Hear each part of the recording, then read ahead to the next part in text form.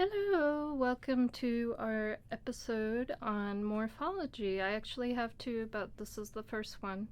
A little bit more simpler about how do you define morphology. Here you can see the morphology of the word agree, or the root agree. And then you have agreed, disagree, agreeing, disagreeing, no, agreement. So those are all different forms. You can see the morphemes in them. So you have agree, which is the root, and then you add dis, or you add ed, or you add ment, depending on what kind of word it is, how it's used in the sentence. So let's move on. Let's talk about branding. I want you to understand why this is important. So if you think about branding, when you give a product a name, what's going to happen with that name? Sometimes people don't realize the extent of importance that a name has, but a lot of times it does matter. So you have Soul, the Kia Soul, and then the Ford Mustang. The Soul, I don't really understand why they would name a car that. I get the Mustang because you have like the really strong horse, the Bronco, right? Which is also a car, Bronco. So let's talk about how do you define what a word is, how are words formed, what are some underlying structures that would be morphemes, do you think your brain processes words, and how? Okay, and remember the Soul and the Mustang, because we're going to come back to that. So what is morphology? It's a field of linguistics focused on study of forms and formation of words. Words in a language consist of one element or elements of meaning, which are called morphemes. So each morpheme is one element of meaning, and a word could have only one morpheme, or it could have many morphemes. Like agree is one morpheme. Then you have agreement, that's two. Disagreement is three. Okay. So let's look at derivation versus reflection. Derivation, deriving a word, is changing the category or the type of meaning of the word. And so it said that you're creating a new word. So adding ment to agreement. Agree is one word, and when you add ment, you're deriving another word, because ment, M-E-N-T, has meaning, which not to be confused with mint. Okay, it does not change, we're talking about inflection now, does not change grammatical category or type of meaning found.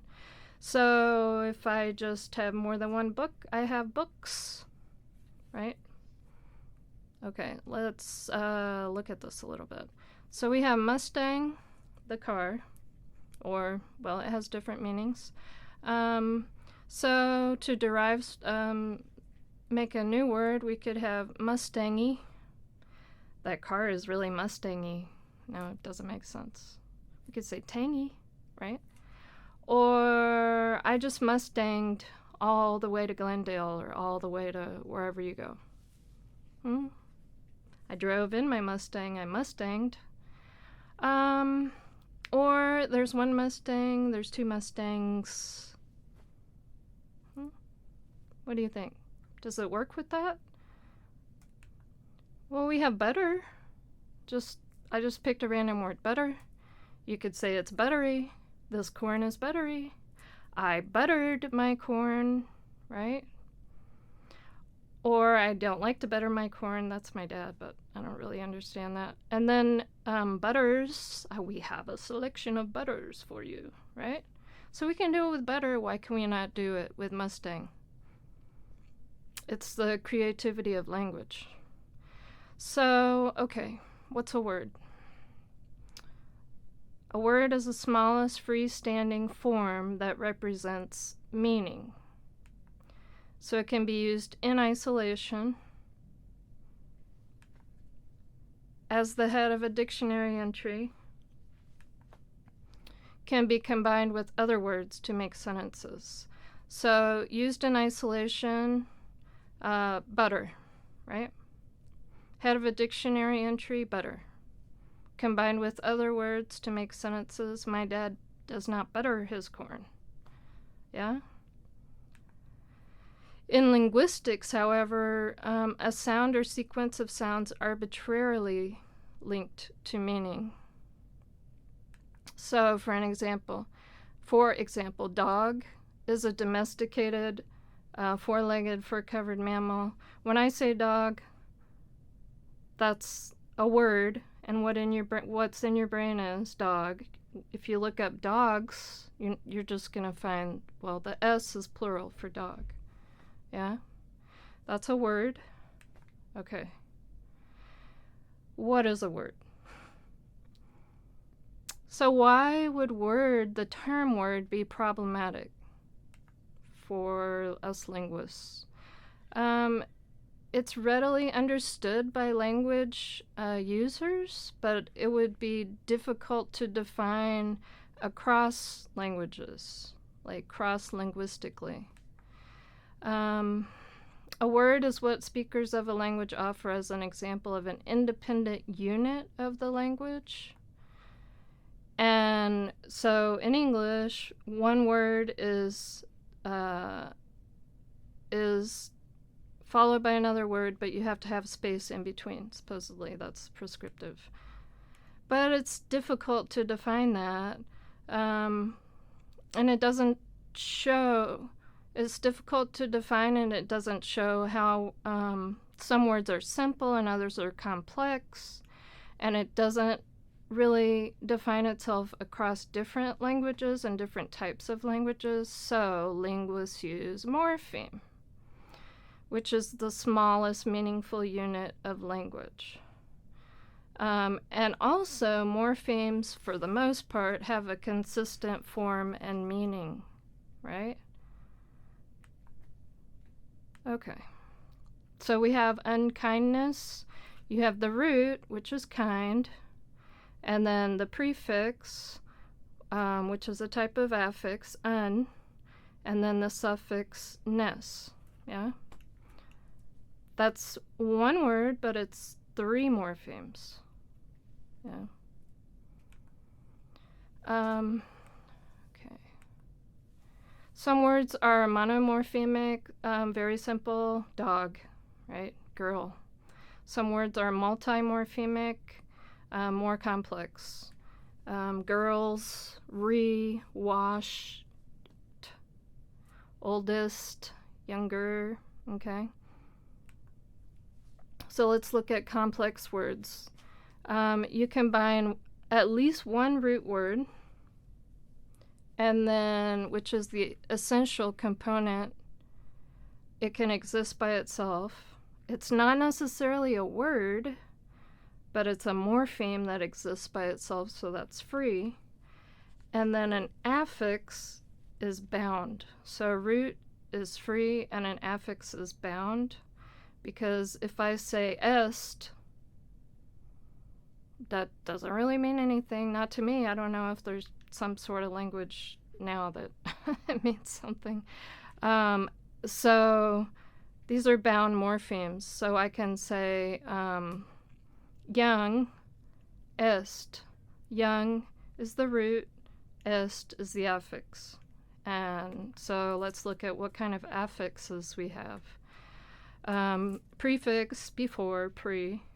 Infix, in, inside. And suffix, at the end, right? They're all bound. And then there's circumfix, which doesn't apply to English, but it's a bound morpheme that sounds a root word. Okay. So here we have friend. Friends. That's 2 morphemes. Friend. F-R-I-E-N-D-S. Okay. Friends is 2 morphemes. The S is 1 morpheme. Friendship, that's 2. Unfriendly, 3. Because we can say unfriend, Or we can say, actually, now is a defriend on Facebook, friendlier, because it could be friendly, friendlier, that's 3, and then befriend, or even friend can be a verb. Yeah. So types of morphemes, we have free and bound, which I just explained to you. And then we have content and function. So this is how they organize the different types of morphemes. You have free, bound, content, or function, right?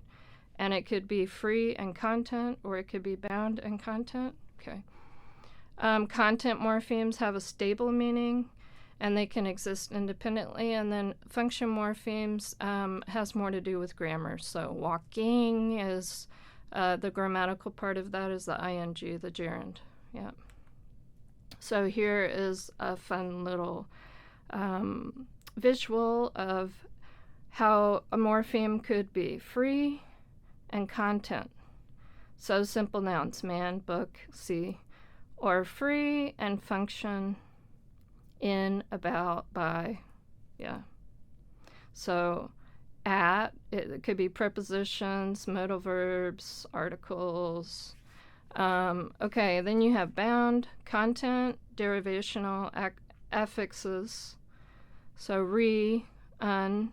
So these affixes make sense. They're content morphemes because they, it's not that their meaning is more important than their function, okay? So if I say learn, relearn, the re part has a meaning.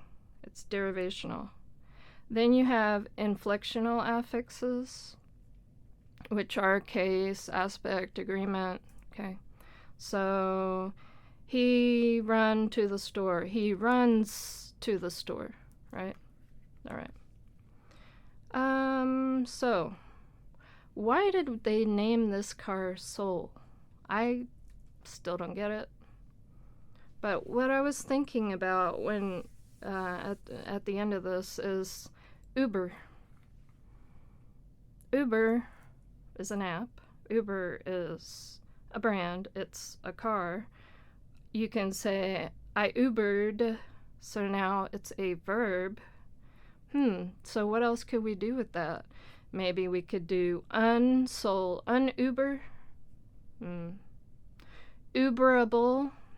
This car is Uberable. No. I am Ubering at the current moment.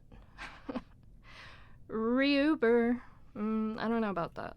So think about the word that you are using to brand your product if you're into that advertising. How does that word end up to become part of the English language, and then also we add affixes, suffixes, etc. onto it, and now it's a root? Till next time.